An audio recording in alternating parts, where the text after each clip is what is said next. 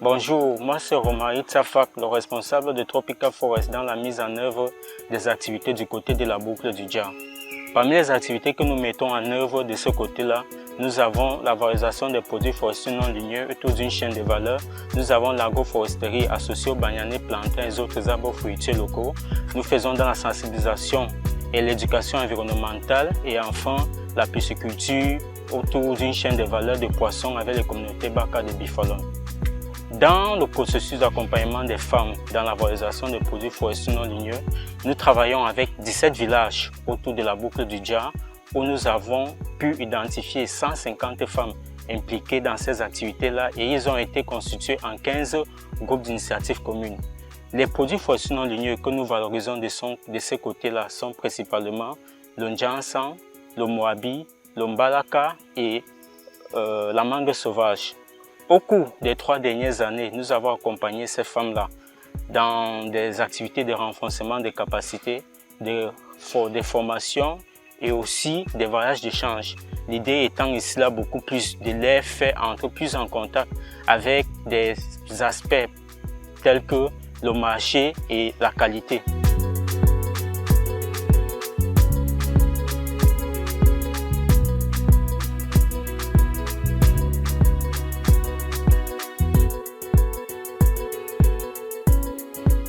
Au cours des 3 dernières années, dans notre cadre d'accompagnement de ces femmes-là, nous avons pu collecter une quantité en moyenne d'environ 2 tonnes de mangue sauvage, 1 tonne de Moabi, 1 tonne et demie de Balaka et 1 tonne de Ndjansan.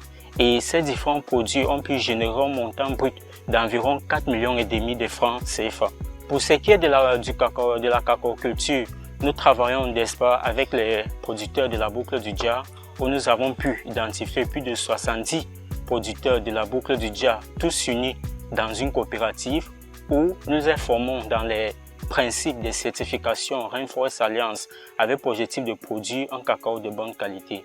Alors, pour les 3 dernières années aussi, nous les avons suivis dans des cadres de formation, de renforcement des capacités, de sensibilisation, aussi dans la mise en œuvre des agroforêts, c'est-à-dire les agroforêts à base de cacao associés aux bananiers, plantains et arbres fruitiers locaux.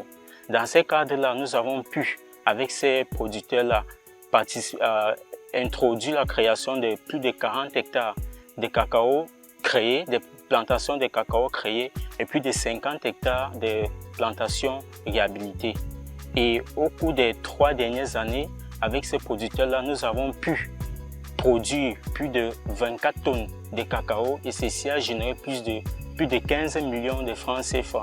Il est important de noter que toutes ces activités-ci du côté de la boucle du Dja a pu être possible avec l'appui financier des DAO Initiative et du programme ECOFAC 6.